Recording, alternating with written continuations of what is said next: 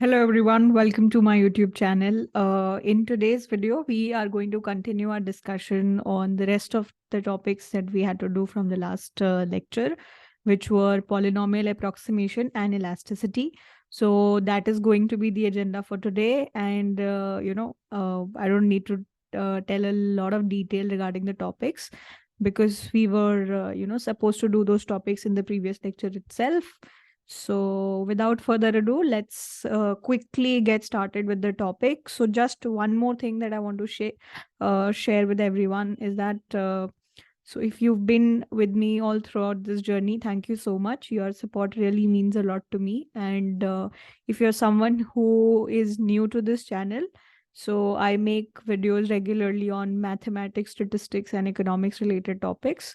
So if you're someone who is doing BE Honors Economics or related to economics, so please check out different playlists that we have, and that might interest you. So thank you so much, and let's get started.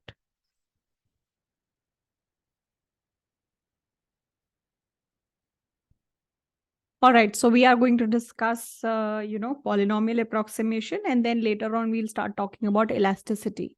So just to recall a little bit, last time हमने क्या किया था, linear approximation क्या होता है. So linear approximation में actually हमने discussion जो किया था वो क्या था कि आपके पास एक function है, ठीक है. अब आप क्या चाहते हो कि एक पॉइंट के अराउंड उस फंक्शन को एस्टिमेट करना चाहते हो, ठीक है. Not by using any complicated function, but any of the simple functions which are there. So आप एक function को एक line से अगर अप्रोक्सीमेट करना चाहो, एक लीनियर फंक्शन से अगर अप्रोक्सीमेट करना चाहो, तो वो कैसे करोगे. सो वो हमने देखा था. तो फिर हमने क्या बात की थी कि ओके, आपका जो भी पॉइंट है, मान लो इस तरीके का कोई एक पॉइंट है ए, तो इस पॉइंट पे मान लो कि जो भी आपकी लाइन होगी वो इस पॉइंट से पास होगी. और दूसरी कंडीशन हमने क्या लगाई थी कि जो भी आपका लीनियर फंक्शन है वहां पे जो ये स्लोप होगी, ठीक है, वो एग्जैक्टली वही है जो इस डायग्राम की स्लोप है, ठीक है. सो बेसिकली वहां पे हमने क्या बोला था कि आपका जो फंक्शन की वैल्यू है एफ ए, और जो भी आपने लीनियर अप्रोक्सीमेशन किया है उन दोनों की एक वैल्यू सेम है, ठीक है. सो ये जो भी लाइन होगी, whatever line that you are going to get, वो लाइन का ये वाला पॉइंट फंक्शन के लिए और आपकी जो लाइन है दोनों के लिए सेम रहेगा. और दूसरी कंडीशन जो हमने रखी थी वो क्या थी कि ये जो भी लाइन होगी उसकी स्लोप, और ये जो भी कर्व है उसकी slope at this particular point A, that has to be the same, ठीक है. और उसी का यूज करके हमने क्या बोला था कि ओके, हमें एक पासिंग पॉइंट मिल गया ए कॉमा एफ ए, एंड हमें एक स्लोप भी मिल गया. और फिर स्लोप का फॉर्मूला निकाल के हमने लीनियर फंक्शन को अप्रोक्सीमेट किया, ठीक है. अब व्हाट इफ कई बार हमें समझ में आता है कि अगर आप सिर्फ लीनियर अप्रोक्सीमेशन करोगे तो शायद उतने क्लोज रिजल्ट्स नहीं आ पाए, शायद आपका अप्रोक्सीमेशन उतना अच्छा ना हो. So for that reason like आप चाहते हो कि ओके, मैं लीनियर अप्रोक्सीमेशन के बजाय एक लेवल ऊपर जाऊं, तो मैं क्वाड्रेटिक अप्रोक्सीमेशन करूं, या मैं क्यूबिक अप्रोक्सीमेशन करूं, या मैं पावर 4 पावर अप्रोक्सीमेशन करूं, एनीथिंग दैट यू वांट, ठीक है. सो इन सब का जनरल तरीका क्या होता है, जनरल प्रोसीजर क्या होता है, ठीक है. So the way all of these things have been explained in your book is like they've separately discussed quadratic and then cubic, and then they've tried to explain the entire general तरीका to you. So let's see हम लोग क्या कर सकते हैं. Let's try and understand everything from a general perspective, and then वहां से हमें क्वाड्रेटिक अप्रोक्सीमेशन भी मिल जाएगा, क्यूबिक अप्रोक्सीमेशन भी मिल जाएगा. That's the path that we are going to take. चलो जी. तो ये पूरा का पूरा प्रोसेस शुरू करने से पहले there is one thing that I want to tell you, ठीक है. सो आपका मकसद क्या है, हमारा ऑब्जेक्टिव देख लेते हैं, ठीक है. हमारा ऑब्जेक्टिव क्या है कि मेरे पास एक फंक्शन है एफ एक्स, ठीक है.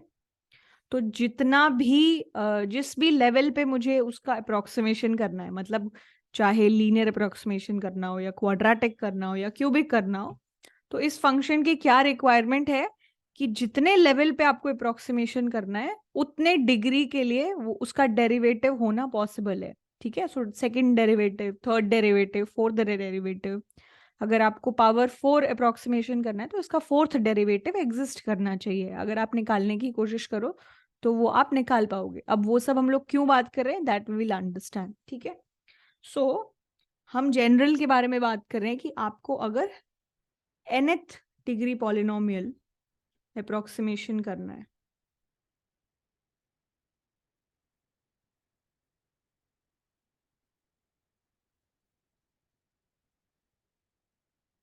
ठीक है।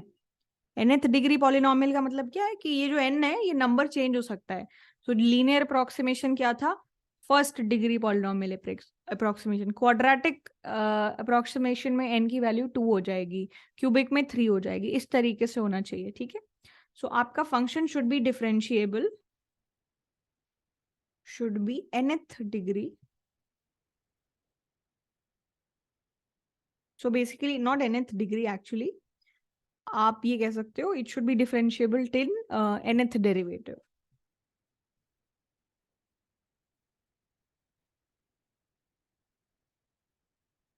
nth derivative should exist.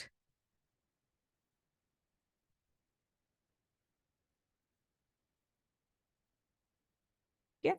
और आपका ऑब्जेक्टिव बहुत ही क्लियर शब्दों में क्या है कि आप जो है इस फंक्शन की एक अप्रोक्सीमेट पॉलिनोमियल फॉर्मुलेशन लेके आना चाहते हो। सो आप क्या चाहते हो कि जो भी मेरा फंक्शन है उसको मैं किसी एक ऐसे फंक्शन से रिप्लेस कर दूं जो कि एक पॉलिनोमियल है, ठीक है। पॉलिनोमियल में क्या होता है, डिग्रीज होती हैं, अलग अलग पावर्स होती हैं आपके जो भी एक्स वैल्यूज हैं उसकी, ठीक है। So all right, and basically या दैट इज योर ऑब्जेक्टिव। तो अब ये ऑब्जेक्टिव जो है हम लोग कैसे फुलफिल करेंगे, और ये अप्रोक्सीमेशन आपको ये एक जनरल फंक्शन नहीं बताते हम लोग, जैसे कि कोई भी एक पॉइंट होता है उसके अराउंड मेरे फंक्शन की अप्रोक्सीमेट क्या वैल्यू होगी, सिर्फ उसके बारे में बात करते हैं, ठीक है। सो जनरली हम लोग we are just trying to we are just trying to find the approximate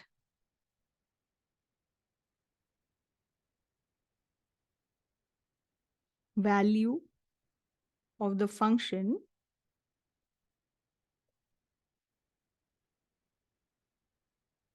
fx around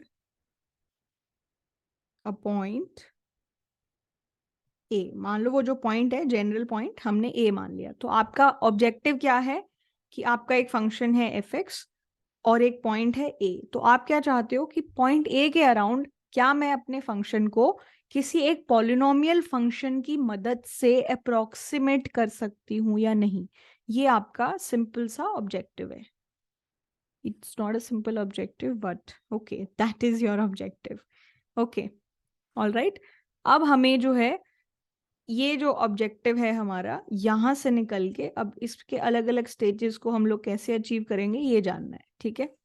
okay, तो ये तो हमारा ऑब्जेक्टिव हो गया। इसके बाद एक चीज मुझे और आपको बतानी भी है और पूछनी भी है, ठीक है। सो मान लो इफ यू हैव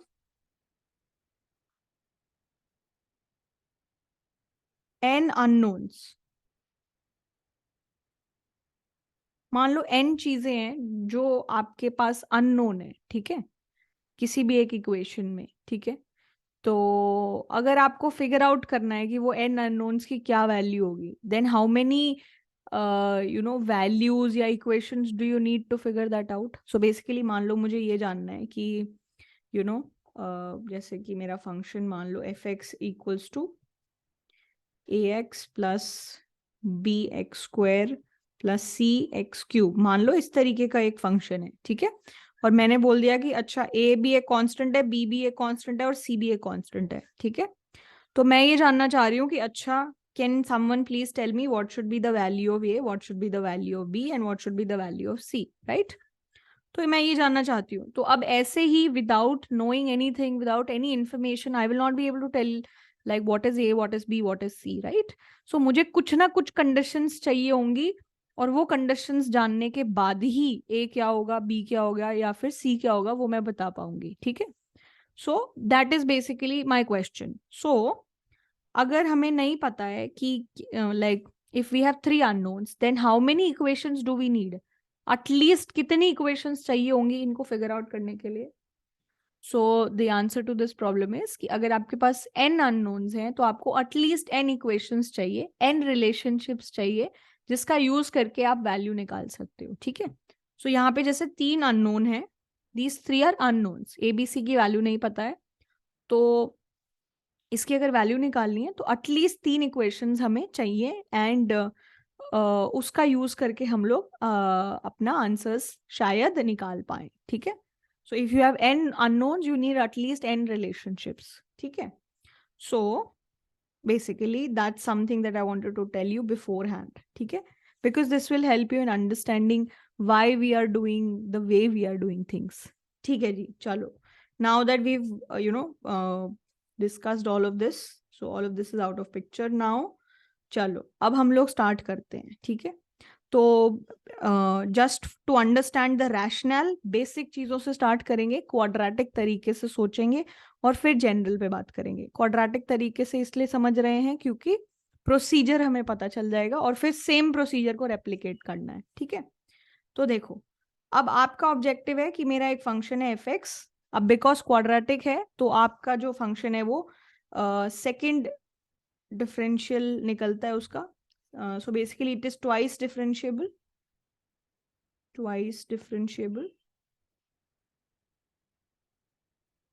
ठीक है, 2 बार डिफरेंशिएट कर सकते हो आप उसको अगर ऐसा केस है। और एक पॉइंट है ए, इस पॉइंट के around, so x equals to a के अराउंड आपको ये जो फंक्शन है इसकी एक अप्रोक्सीमेट वैल्यू बतानी है by using a polynomial function. So आपने एक पॉलिनोमियल यूज किया है, ठीक है। आप बोल रहे हो कि अच्छा पॉइंट ए के अराउंड क्या मेरे फंक्शन की कोई एक अप्रोक्सीमेट क्वाड्रेटिक पॉलिनोमियल के फॉर्म में कोई रिलेशनशिप बन सकती है जिससे कि मैं अपने फंक्शन को एस्टिमेट कर पाऊं, ठीक है।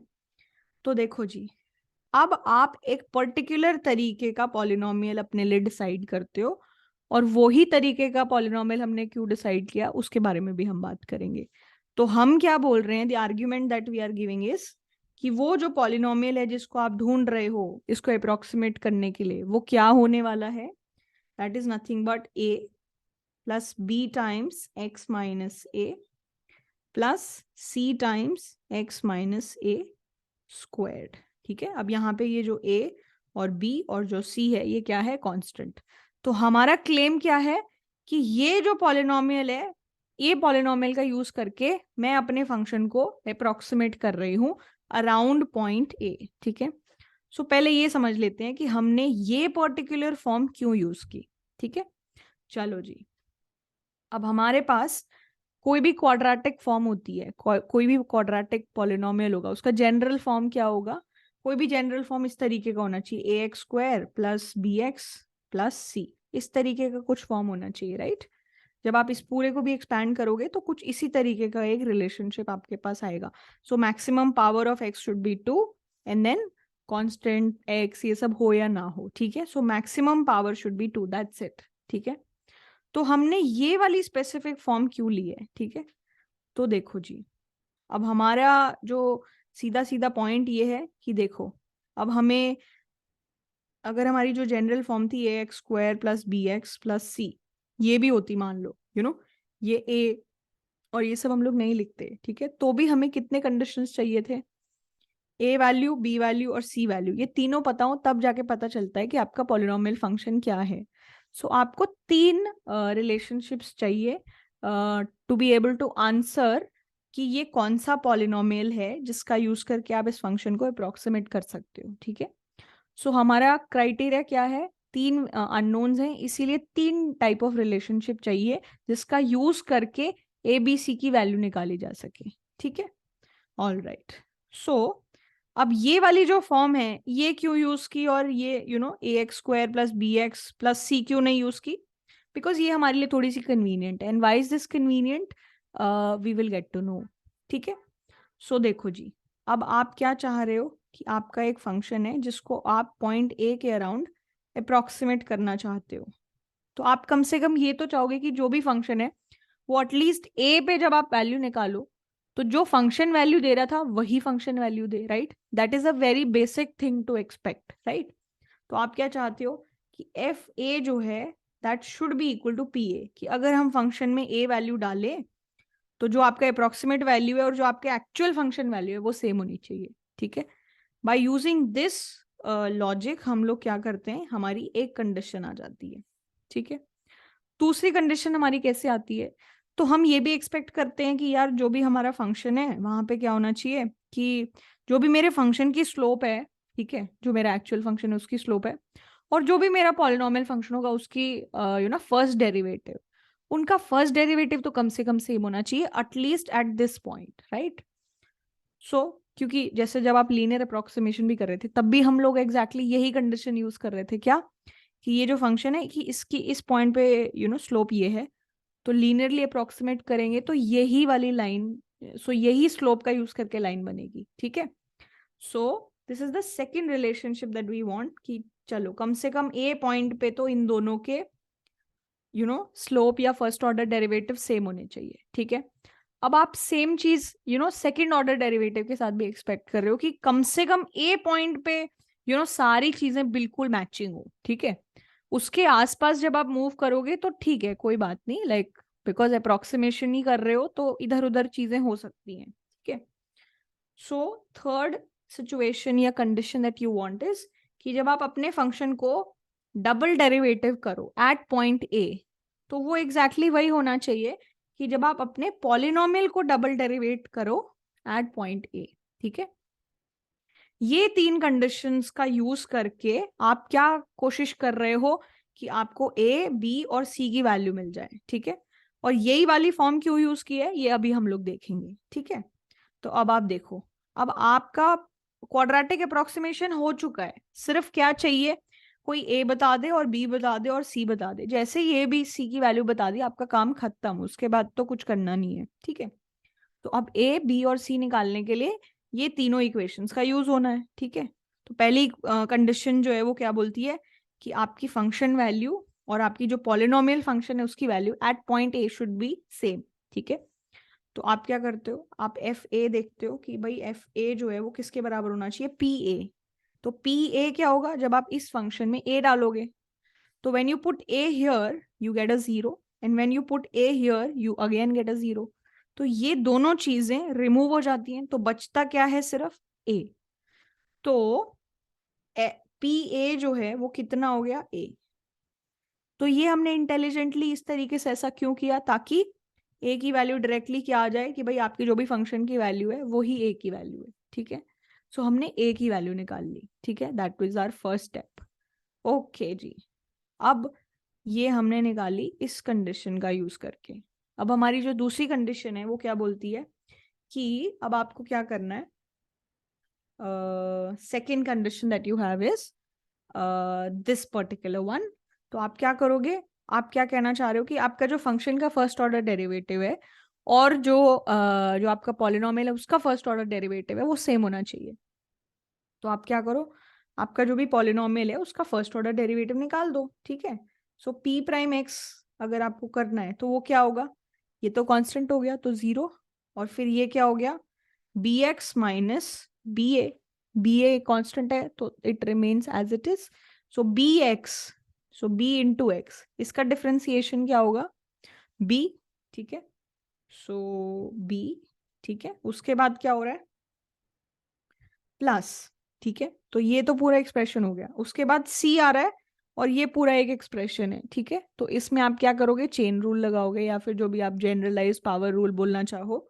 तो क्या होगा कि c as it is constant, और ये पावर टू है तो power two in front, and then x minus a, two minus one तो one, and that entire thing multiplied by, आप इसका डिफ्रेंसिएशन करो।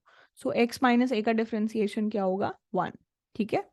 सो d by d x of x minus a is nothing but one, ठीक है। That is how you do it. So ये one हो गया, तो बेसिकली आपका जो डिफ्रेंसिएशन है वो क्या हो गया, B plus two C into x minus a, ठीक है। और आपको ये जो कंडीशन है ये किस पॉइंट पे निकालनी थी, ये निकालनी थी ए पॉइंट पे, ठीक है। तो जब आप पी प्राइम ए निकालोगे तो वो क्या हो जाएगा, तो ये तो बी हो गया, और ये पूरा जो एक्सप्रेशन है इसमें जब आप एक्स की वैल्यू ए डालोगे तो ये भी पूरी चीज वैनिश हो जाएगी, राइट। तो अब क्या हो गया, पी प्राइम ए की वैल्यू क्या होगी, बी, ठीक है। और हमें क्या इक्वेट करना था कि भाई आपका जो एफ प्राइम ए है और पी प्राइम ए है वो सेम होना चाहिए। ठीक है, तो आपका जो बी वैल्यू है वो एक्चुअली क्या हो गया, एफ प्राइम ए। ठीक है, तो आपको यू नो ए की वैल्यू क्या है वो भी पता चल गई। ठीक है, आपको बी की वैल्यू क्या है वो भी पता चल गई। ठीक है, अब हमारा लास्ट स्टेप क्या है कि सी की वैल्यू पता चल जाए। तो अब सी कहाँ से आएगा, अब हमारी ये जो थर्ड कंडीशन है इसका अगर हम लोग यूज करें तो हमारे पास सी की वैल्यू आ जाएगी, राइट। तो अब आपको क्या करना है कि आपको ये जो फंक्शन है इसका second derivative should be equal to इसका सेकंड डेरिवेटिव। तो इसका आपने फर्स्ट डेरिवेटिव तो निकाल रखा है, तो इसका जब सेकंड डेरिवेटिव निकालना है तो ये जो फर्स्ट डेरिवेटिव है इसको दोबारा से डिफरेंशिएट करना पड़ेगा, राइट। तो व्हेन यू डू दैट तो क्या हो गया, F double prime X equals to, ये तो कांस्टेंट हो गया, ठीक है, and then this is 2cx minus 2ca। 2ca constant तो वो 0 हो जाता है। सो ये 2cx का डिफरेंशिएशन क्या होता है, 2c com in front, x का डिफरेंशिएशन 1। सो ये पूरा का पूरा डिफरेंशिएशन क्या हो गया, 2c। ठीक है, तो आपको पता है कि अच्छा आपका जो एफ डबल प्राइम ए था वो क्या हो गया, 2c। तो कोई पूछे कि भाई सी की वैल्यू क्या है तो आप क्या करोगे, 2 से डिवाइड कर दो इस साइड। तो सी की वैल्यू क्या हो गई, f double prime a divided by 2, right. तो ए भी आ गया, बी भी आ गया, सी भी आ गया, और यही चाहिए था, right. So the moment you have like A B C, आपका तो पॉलिनोमियल आ गया। तो आपका जो पॉलिनोमियल है अगर आप क्वाड्रेटिक अप्रोक्सीमेशन करना चाहते हो तो क्या हो गया, so basically px is nothing but it is so basically a plus b into x minus a था plus c into x minus a squared था। ठीक है, a की वैल्यू क्या थी, एफ ए, b की वैल्यू क्या थी, b की वैल्यू थी f double prime a, so f double prime a into x minus a. ठीक है, और c की वैल्यू क्या हो गई, f double prime a divided by 2 into x minus a squared.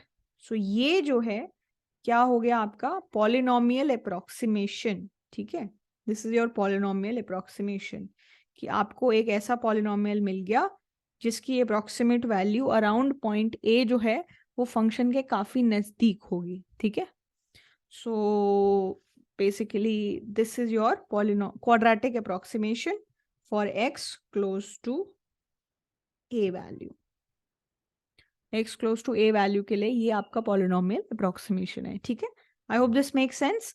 And अब यहीं से हमारा आइडिया बहुत क्लियर हो जाता है कि अब देखो, अब जैसे ही अब पॉलिनोमियल से सॉरी क्वाड्रेटिक से हम क्यूबिक जा सकते हैं, तो वहां पे अब आप क्या कर दोगे, plus d x minus a raise to the power 3, right. और अब यहाँ पे 3 कंडीशंस थी तो एक और कंडीशन हो गई क्योंकि अब आपके 4 वेरिएबल्स आ गए। सो वो कंडीशन क्या हो जाएगी, f triple prime a should be equal to what, p triple prime a, right. इसीलिए हमने बोला था कि जितना ऑर्डर पे अप्रोक्सीमेशन करना है उतना बार डिफरेंशिएशन हो जाना चाहिए। ठीक है, ये आपका जनरल प्रोसीजर हो जाता है। ठीक है, तो ये प्रोसीजर जब आप यूज करते हो, ठीक है, और ये यूज कर करके फाइनली जो आपके पास चीज आती है वो फाइनल रिजल्ट जो है वो क्या बनता है, let me first write that and then if we feel that we want to do the entire derivation then also we can do it। ठीक है, so all right, so जो जनरल एक्सप्रेशन आपके पास बनता है वो क्या होता है, लेट्स फर्स्ट राइट दैट। ठीक है, सो अगर आपको अपने फंक्शन को अप्रोक्सीमेट करना है,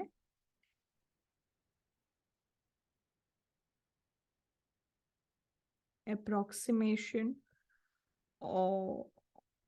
of your function fx around a point around x equals to a। ठीक है, अगर आपको nth डिग्री अप्रोक्सीमेशन करना है तो what is that going to be, किस पॉलिनोमियल का यूज करके आप करोगे? So that is nothing but जो भी आपका फंक्शन है उसकी अप्रोक्सीमेट वैल्यू क्या होगी?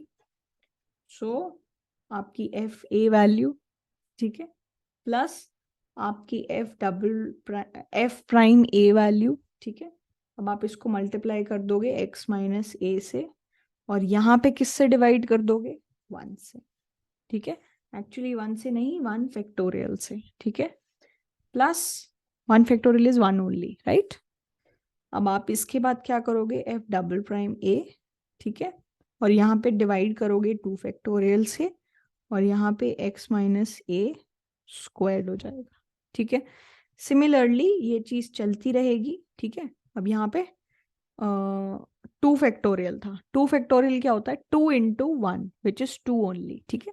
तो जब हमने ऊपर किया था यहाँ पे हमने ये फैक्टोरियल और ये सब नहीं लिखा, बट अगर मैं इसको 1 फैक्टोरियल लिखना चाहूँ और इसको 2 फैक्टोरियल लिखना चाहूँ तो मैं आराम से लिख सकती हूँ, because 1 factorial is 1 and 2 factorial is 2, ठीक है।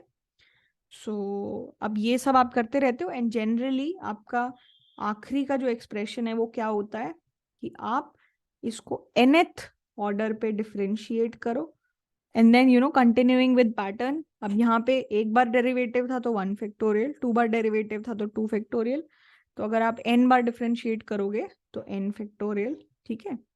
सेम लॉजिक या पैटर्न वी अप्लाई, यहाँ पे पावर 2 तो यहाँ पे power n, so that is x minus a raise to the power n, ठीक है।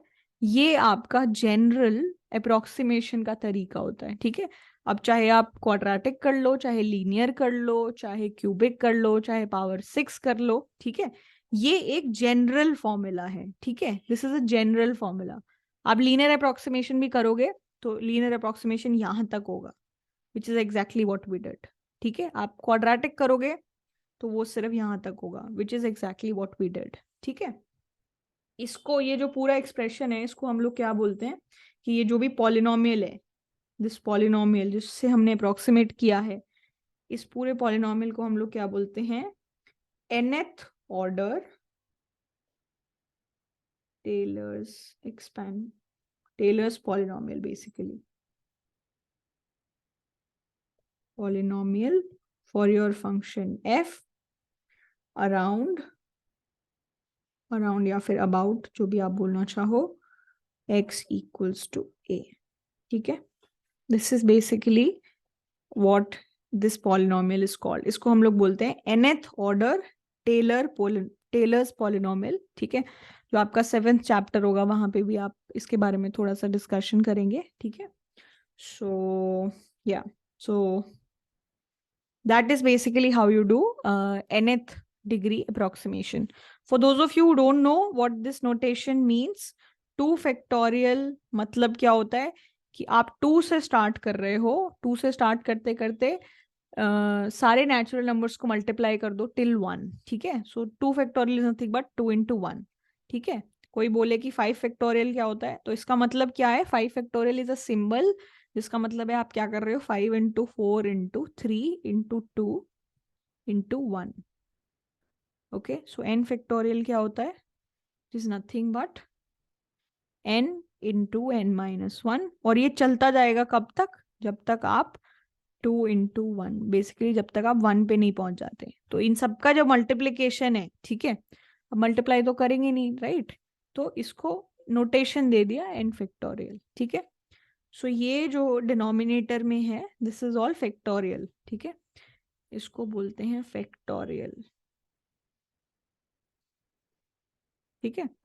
अब ये पैटर्न कैसे फॉलो हुआ, ये अगर आप एक बार क्यूबिक देख लोगे तो आपको पैटर्न समझ में आ जाएगा, ठीक है। तो अगर आपका पॉलिनोमियल जो है क्यूबिक होता तो बहुत ही सिंपली, बहुत ही क्विकली मैं एक बार ही बता देती हूँ। तो देखो, आपका जो पॉलिनोमियल है जिससे आप अप्रोक्सीमेट करोगे, उसका जनरल तरीका या फॉर्म क्या होगा? a plus b x minus a plus c x minus a square plus d x minus a cube, ठीक है। आप ये करोगे, दिस इज योर पॉलिनोमियल। आपका सीधा सीधा मकसद है ए बी सी और डी की वैल्यू निकालना। आपके कंडीशन सेम रहेंगे, ठीक है। क्या हो जाएगा कि एफ ए जो है वो पी ए होना चाहिए, एफ प्राइम ए जो है वो क्या होना चाहिए, पी प्राइम ए, ठीक है। एफ डबल प्राइम ए जो है वो क्या होना चाहिए, p double prime a, and then f triple prime a जो है वो क्या होना चाहिए, पी ट्रिपल प्राइम ए। तो सीधा सीधा फंडा है, पहले तो ए पी ए जब निकालोगे, ठीक है, तो वो क्या होगा, ये जीरो, ये जीरो, ये जीरो, तो ए जो है वो एक्चुअली क्या हो जाता है, एफ ए, ठीक है। तो पी ए कैसे निकालोगे, जब एक्स की वैल्यू ए पुट कर दोगे, तो ये जीरो, ये जीरो, ये जीरो, तो आपका जो एफ ए है वो ए हो गया। So basically P A came out to be equal to A, so hence FA equals to A. So this is your first condition.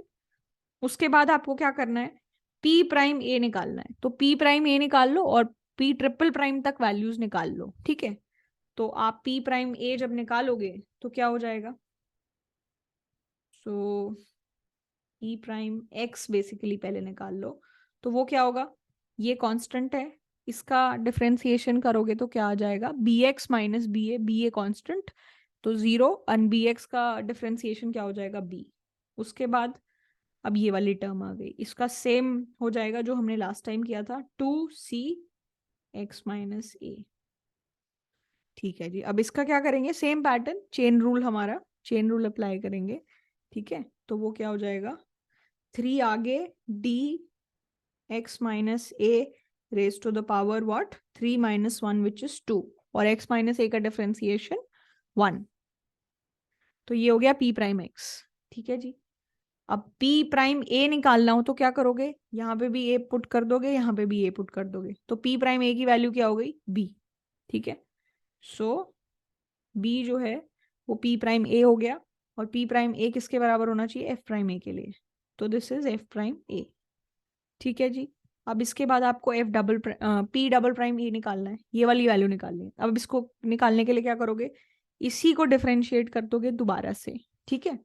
तो इसको जब आप डिफरेंशिएट करोगे दोबारा से तो क्या हो गया, ये तो कांस्टेंट प्लस ये वाला एक्सप्रेशन, इसका डिफरेंशिएशन क्या होगा, 2c प्लस 3d कांस्टेंट है तो 3d एज इट इज 3, और d भी लिख दूंगी, और ये जो है इसका डिफरेंशिएशन क्या होगा, 2 comes in front, so into 2, ठीक है, and then multiply by d, and then x minus a raise to the power what, 1, ये आपका p डबल प्राइम x हो गया। तो जब आप a वैल्यू निकालोगे तो ये वाला पूरा एक्सप्रेशन क्या हो गया, 0, तो आपकी जो f डबल प्राइम a है वो क्या हो जाएगी, 2c, तो c की वैल्यू क्या हो जाएगी, f double prime a divided by 2, ठीक है, बहुत ही बढ़िया। अब आपको एक कंडीशन और निकालनी है, तो आप F P triple prime x निकालोगे, राइट। अब मतलब इसको डिफरेंशिएट करना पड़ेगा, तो जब इसको तीसरी बार डिफरेंशिएट करोगे, ये कांस्टेंट, ये सारे कांस्टेंट, और ये एक्स माइनस है, इसका डिफरेंशिएशन सीधा सीधा 1, तो बेसिकली क्या हो जाएगा, 3 इंटू 2 इंटू डी, ये हो जाएगा। एंड जब आप ए वैल्यू पुट करोगे तो यहाँ पे कुछ कैंसिल होने के लिए है ही नहीं, तो p डबल प्राइम a जो है, ट्रिपल प्राइम a जो है, उसकी वैल्यू क्या है, 3 इंटू 2 इंटू डी, ठीक है। तो this is nothing but f triple prime a, and that is equal to 3 into 2 into d. So आप क्या करोगे, इससे डिवाइड कर दोगे, सो दिस 3 इंटू 2, अब 6 भी लिख सकते हैं, बट इसको 3 फैक्टोरियल भी लिख सकते हैं, तो d is nothing but f triple prime a divided by 3 factorial. यही सेम नोटेशन अगर फॉलो करूं तो इसको 2 फैक्टोरियल लिख सकती हूँ और इसको 1 फैक्टोरियल लिख सकती हूँ। तो जब आप और आगे आगे ये चीज करते जाओगे तो आपको पता चलेगा कि ये सेम ही पैटर्न रिपीट हो रहा है, ठीक है। सो अब इसको अगर अप्रोक्सीमेट करना हो तो बेसिकली a की वैल्यू एफ ए लिख दो, यहाँ पे एफ प्राइम ए आ जाएगा, यहाँ पे f double prime a divided by 2 factorial आ जाएगा, और यहाँ पे f triple prime a divided by 3 factorial आ जाएगा, which is exactly what we saw in this particular expression as well, ठीक है। सो या इस तरीके से आपको ये पूरे का पूरा जो है प्रोसेस रन करना होता है, एंड ये इतना लंबा चौड़ा derivation, this is just to show you the ideas, but आपको मेन चीज जो याद रखने की है वो ये है कि अगर कोई भी क्वाड्रेटिक बोले तो पावर 2 तक लेके जाओ यहाँ तक, तो एफ ए निकालो, एफ प्राइम ए निकालो, एफ डबल प्राइम ए निकालो, और ये एक्सप्रेशन दे दो, ठीक है। पावर 1 बोले, पावर 4 बोले, जो भी बोले वो सबके लिए ये जनरली आप अप्लाई कर सकते हो. ठीक है. All right. I hope this makes sense. And with that, we are done with the first part of today's lecture, which is polynomial approximation. So now we will be discussing quickly what is elasticity and how to calculate it. Okay. All right, guys. So it looks like it's getting too late. So what I will be doing is I'll just club this elasticity part in our chapter 6. So chapter 6 start करने से पहले जो है, I'll quickly like do the elasticity part, and I will do the elasticity part in our next class. And yeah, okay. So I'll see you super soon in our next video. So we'll have to end this one quickly because there is some other class that I have right now. So yeah, okay. So I'll see you super soon with our next lecture, which will be on chapter number 6, and then we'll take it from there. So thank you so much, and I hope it was of some value to you. And if you enjoyed watching it, so consider subscribing to my channel, and please share it with your friends because they might also benefit from this.